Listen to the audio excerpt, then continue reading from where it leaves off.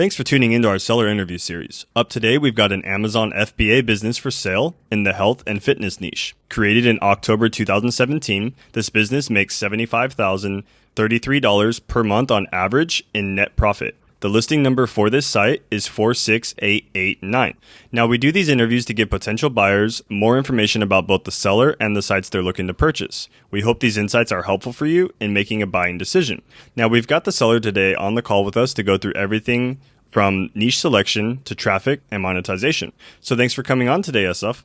Thanks for having me, Brandon. Yeah, it's really great to have you on the call. I'm excited to talk to you about this business. Now, I'll go into a quick summary. So the business was built in October 2017, has an average monthly revenue of $242,201 and an average monthly net profit of $75,033. Included in the sale are the domain and all site content and files, the Amazon Seller Central account and 24 SKUs, the trademark, social media accounts, email list, SOPs, supplier contracts and relationships, employee contracts, and it is also worth noting that inventory is not normally included in the list price, and further details can be provided to active depositors. So, Asaf, can you tell me a little bit about your background in building and running online businesses? Yes, well, myself and my partner, we both started this business a few years ago. We have a lot of experience between marketing, supply chain, manufacturing, and just in general e-commerce sales. And, we always discussed how the healthcare system in the United States is broken and just lacks some sort of a balance and has many inherent issues. And we decided to create a company to serve the public and offer them some really good medical and wellness products. Okay, that's great. Now, so were you, in the e-commerce or maybe even Amazon FBA business models prior to starting this business, or is this your very first one? So my partner's been seller on Amazon with a prior brand for several years, and I actually come from the clothing business. So I have a background in e-commerce sales, but not with Amazon, and I was doing that for 4 to 5 years prior to starting this business. Okay. And now how does this business primarily make money? I saw that there was, a small amount of revenue coming from the Shopify source, but is this a majority, Amazon FBA, or is it a mixture of kind of the both of them? It's a mixture, but for the most of the weight is on Amazon Prime, FBA. And, the reason is because Amazon has just created this amazing platform with so many customers. Everyone loves it. And it was pretty easy for us. I mean, we granted had our trials and tribulations and had to put in a lot of effort and work. And we had our challenges initially, but once we broke through a certain plateau or threshold, I got to say it's been pretty good.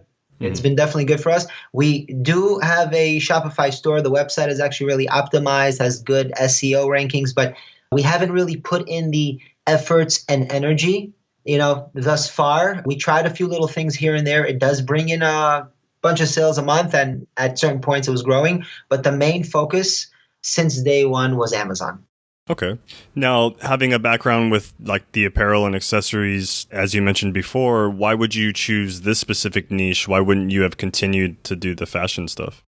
Just the medical system in the United States. We felt like these were amazing products at the right price. And we feel like the results and the reviews and the customer satisfactions, they proved our theory was correct. Mm-hmm. Yeah, that's really great to hear. And being able to help people at the same time with your business, that's something that's, definitely goes a long way in building a brand that people trust at the same time. Absolutely, I agree. Awesome. Now, so why is it, if the business is doing so great right now, why is it that you guys are deciding to sell the business at this time?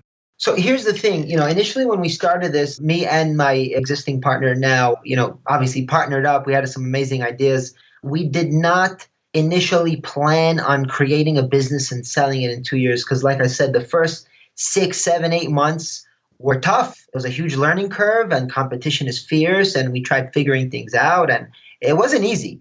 And, if you would have told me then that I would put it for sale in 2 years, I would probably tell you no way. Why? But the answer to your question is that we have a huge opportunity, in California, the cannabis business is huge. And that's actually something that we are about to get into. And that will require a good amount of capital. And that's the reason for the sale. Okay. No, that makes total sense. Also, coming from California myself, I know I have a lot of friends on social media, have been blowing up my feed with all these CBD products and a lot of the other things. So that's actually a great Exactly. opportunity. So I completely understand that. And is there anything that you've learned from this specific Amazon FBA business that you're planning to use in that future business you guys are getting into? Yes and no. I think, knowledge, anything you do in life and in business, you hold on to the knowledge. But this is a different type of business. There's going to be a lot of manufacturing involved. So, there's going to be a lot of wholesale, a lot of manufacturing, and, there's going to be some e-commerce as well. But for the most part, I think the first 6, 7, 8 months of the new business is going to be just a lot of research and development. Mm-hmm. That's great. Now, is there anything that you guys had tried with this specific business that maybe just didn't give you the ROI you were expecting?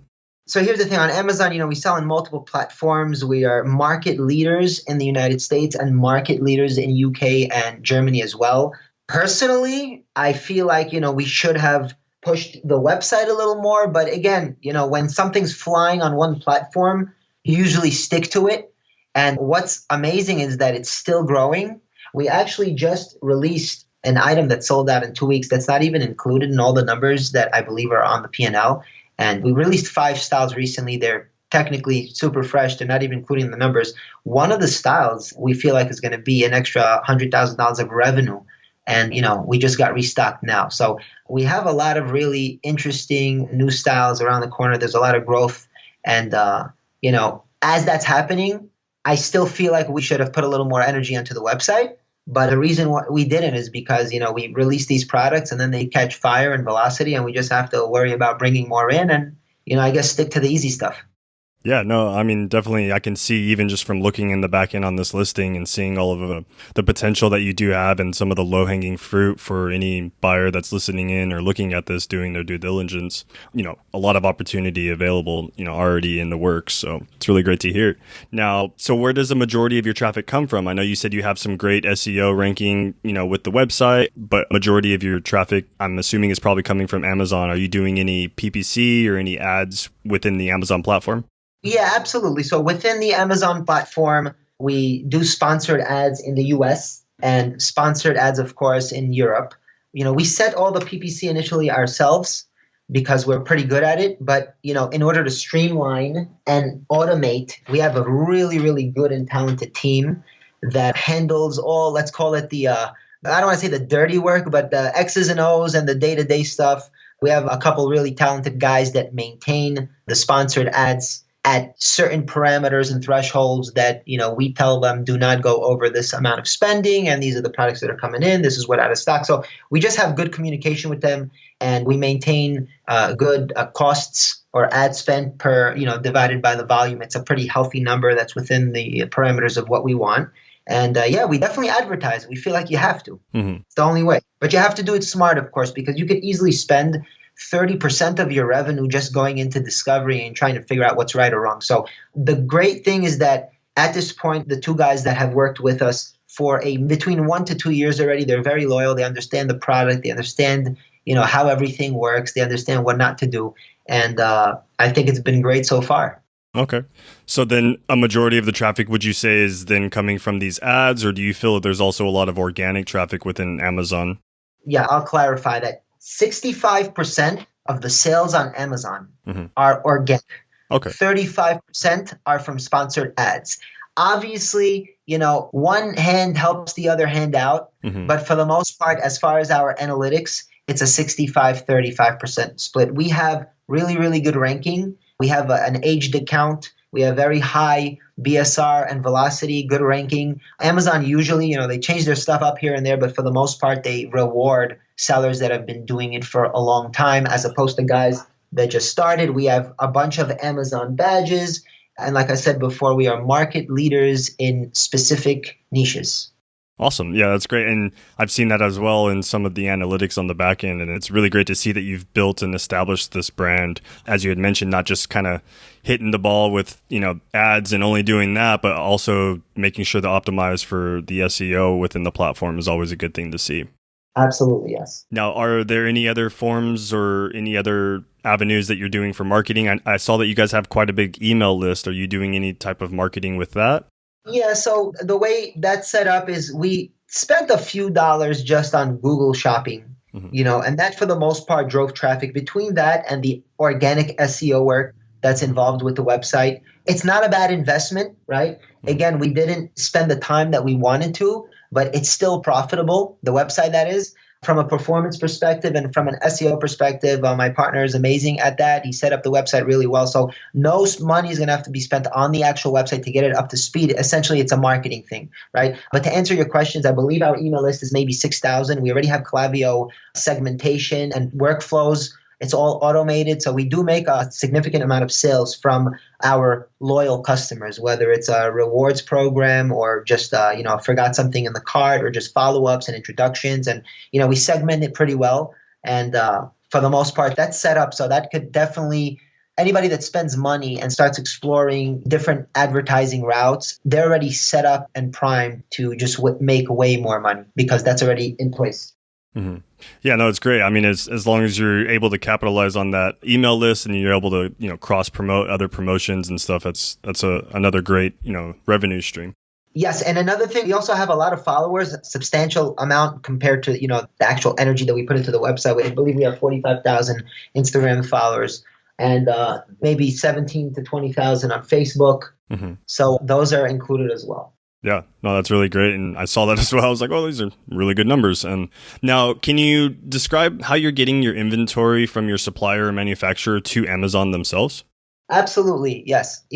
Obviously everything's made overseas. For the most part, we bring the bulk of the products to the United States. We have a small warehouse to hold everything, and then we break things down. We do a lot of shipments from our factories overseas, which, by the way, they're all FDA registered. We are also an FDA registered company, which is very, very important. Everything by the rules, everything just like it has to be. So we ship from our international manufacturer to UK or Germany or France, depending on where the inventory needs to go, because we do really well in those international marketplaces. And then the remainder of the product comes straight to the United States, where we break things down. We do store some of the inventory in our small warehouse, just in case something systematically changes, a little more sales in one marketplace than the other.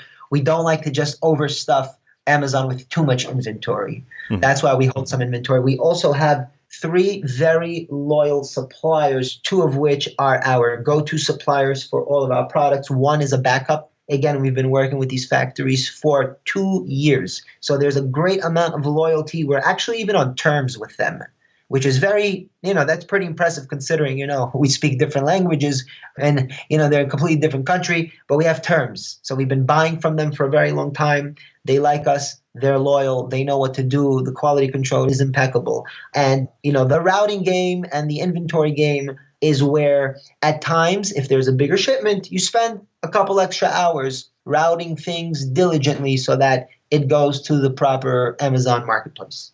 Yeah, no, definitely. And one thing I did want to ask you as well on the topic of your, inventory and the logistics, included with this business. Now, I had noticed that you were in the ticket that you were saying essentially the Shopify store does not get fulfilled as far as products through Amazon. So how are you getting these products from the supplier for the, the products that the customer is purchasing from the website directly? So like I said, we bring the products into our warehouse first, and then we break things down. So there's always going to be some sort of rolling inventory in our warehouse, a non-Amazon warehouse, right? And we do the fulfillments in-house. Okay. So you have like a 3PL or your own in-house warehouse, Yes. And then they're essentially just taking care of those orders instead of Amazon doing that. We have one small office / warehouse space, and it's basically one gentleman that's set up to do everything.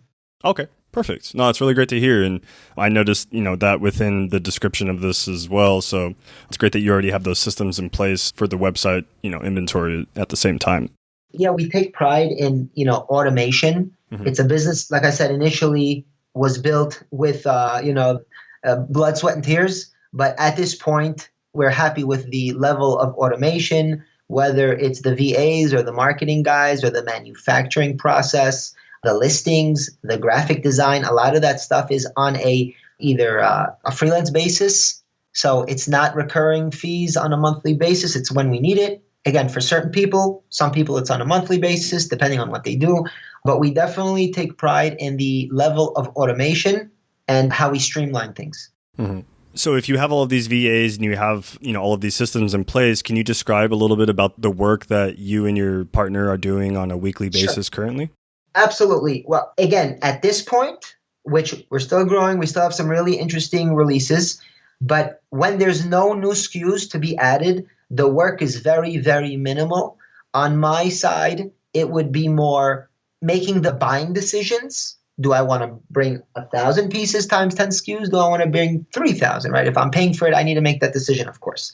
And then the more or less the routing to see where there's trends. So that's where the bulk of my work lies. In addition, of course, it's communicating with our team. It's really not that much. If there's no major releases, I'm probably putting in 5 to 10 hours a week. Same thing for my partner. My partner handles the new listings releases. So whether it's communication with the graphic designer and communication with the copywriting and the keywords and the SEO stuff, and making sure certain things are displayed or not displayed, certain adjustments for the ads. That's the type of work. But again, when we started, maybe 40 hours a week of work. It was rough. At this point, after you find the right people that are qualified, that understand your business, they understand the brand, and they understand the direction and the repetition, we got it to a point that it's kind of runs itself. Yeah, definitely. That's always great to hear that, you've got a well-running machine now at this point with all of the help with the VAs and a lot of the stuff on the back end. So, hypothetically speaking, if you and your partner were to keep this business, what are some of the ways you would try and grow it? So if you want to attack the existing marketplaces that are performing so well, it would just continue adding, 1 to 2 styles every other month. That's the best way to do it. But again, a huge growth opportunity is Shopify / our website. It's huge. You just got to spend time on it. And then there's wholesale. We've never focused on that. We've had a bunch of places, I can't mention exactly who and what, but we've had a bunch of places in the medical world call us about our products. Mind you, they're reaching out to us. They somehow found out about us. And we made a few small wholesale deals, but that's another source of revenue, right? Now, also expanding into different symptoms. So just like we're right now tackling X amount of symptoms and are being successful at it, we can grow that, add another 50% more symptoms to cover more symptoms, which means you're expanding into new real estate. Mm-hmm. There's a lot of growth, due to the situation that we're in as far as the potential business and the capital that we need. This is the only reason why we are even entertaining this, because it took us so long to get the business so that it's automated and running. Again, we didn't plan on selling it at this point, but due to the circumstances and situation, we're entertaining it for these following reasons. Mm-hmm. Yeah, that's really great to hear. And, being able to have the opportunity and already have some ideas for potential buyers to really, take this business to the next level. It's always great, for any potential buyer that's looking to invest in this. Yeah, we're not a typical FBA business, a bunch of guys that are willing to just buy and private label, kitchen stuff and outdoor stuff or whatnot. We started this because of a reason, and, it's tied to healthcare. It's tied to wellness. And the more symptoms you cover, the more items you add, of course, the more you will succeed. Yeah, definitely. Now, on the flip side of that, what do you feel are maybe some of the potential risks associated with this business that a potential buyer should be aware of? Well, I think there's an inherent risk associated with any purchase, right? Even if you buy buildings or real estate for a living, it doesn't matter what, there's always a risk. I think for this business, from my experience with Amazon, as long as you follow the Amazon rules, the risks are not greater than any other inherent risk that's tied to any business that is succeeding and growing, right? We have a long-aged account with great feedback, impeccable account health. We actually have 0 complaints and violations. One more thing I wanted to add, we have a 0.01% product defect rate, which is the Amazon allowable target is 1%, right? So we are 100th of that. That's in defect rate. We have no complaints. We have a very healthy account. So as long as you, to circle back to answer the question again, as long as you follow the rules, the Amazon rules, and they have rules, of course. Everyone knows that. You follow the rules, which we have been following, you're fine. Okay. Yeah, no, definitely. That's always one thing with, especially, with a lot of Amazon FBA businesses I've talked to in the past. It's usually Amazon is the only risk, but as essentially doing, your hard work and all of the things that you have in place right now. And, like you had mentioned, staying in the green with Amazon from day one, that definitely goes a long way. Of course. Now, so are you and your partner, Asaf, willing to commit to a non-compete where, down the road, if you start up another online business or a business in general, that you'll stay out of this specific niche? Yes. Okay. And then how much support are you willing to offer potential buyers? Are you going with the typical 30 days email and call support, or did you have something in addition you would like to add? We could go with the standard, but we're open if there's specific requests. We're open to entertainment. Okay. It's even with some new products and direction, and we're definitely open to it. Mm-hmm. We want the potential buyer to obviously keep the growth going. Mm-hmm. Yeah, no, I mean, this is something that you guys are, obviously just from speaking with you in this call, very passionate about. I'm sure it's something that you definitely want to see succeed down the road. So that's really great to hear. So are you and your partner open to something like a earnout where you'll receive a large portion of the sales price up front and maybe a few payments over the course of a few months to close out the deal afterwards? No, we actually think we're selling it on the cheap side, considering just a few releases that we just released are going to kill it. And those have yet to materialize and actually show in the P&L. So due to those details, all cash up front is what we would require. Okay. No, that's completely understandable considering the amount of effort you guys have put into this business. So I definitely agree with you on that. Now, hypothetically, putting yourself in the shoes of a buyer, why do you think this business is worth buying? Well, number one, the track record, the account health. Number two, the growth. So if you do the numbers, if you think about just the growth that we had and how we started and what we had to endure to get to this point, from this point, it's smooth sailing. So this is why I say I think we're selling the company for cheap, because just letting it, considering we're including a bunch of the automation with the, employees, freelancers and whatnot, the amount of work that a new owner would have to spend would be very, very minimal. Things are already automated and the ROI is going to be there, right? And if they do anything to keep the growth going, then I think it's going to be a goldmine. Yeah, no, that's definitely a very valuable asset to have with, all of the systems in place and all of the effort you guys have put into this. Now, in closing, Asaf, do you feel like there's anything else you'd like to share that I might have missed in this call? I think it's worth mentioning again that, to create our company in this niche is not easy. It's not for any, private labeler that just wants to start with Amazon. I know I said this already 2-3 times. There were some growing pains initially, and it definitely wasn't easy. It's not your average company. And considering it's in healthcare /medical /wellness, there's a lot of potential growth. And, sadly, people are always going to need these products. Mm-hmm. Yeah, no, that's definitely understandable. And I say sadly, obviously, because it ties to, whether it's illnesses or not feeling good or needing support or whatnot, they're going to need the products. Right. No, yeah, that's completely understandable. I understand. And, medical industry is not going anywhere anytime soon. So, yeah, awesome. Well, it was really great talking to you today, Asaf, and I really appreciate you coming onto the call. And I look forward to seeing this listing getting sold for you very soon in the future. Absolutely. I appreciate your time, Brandon. Thank you so much. Thank you. Have a good day. You too. If you're watching this on YouTube, subscribe to our channel. And if you want more information, the link will be below the video that will take you to this marketplace listing. If you're watching this on the listing page and want more information, become a depositor today. When you make a deposit, one of our business advisors will be in contact with you and you will be given everything you need to review this business. Thank you and have a great day.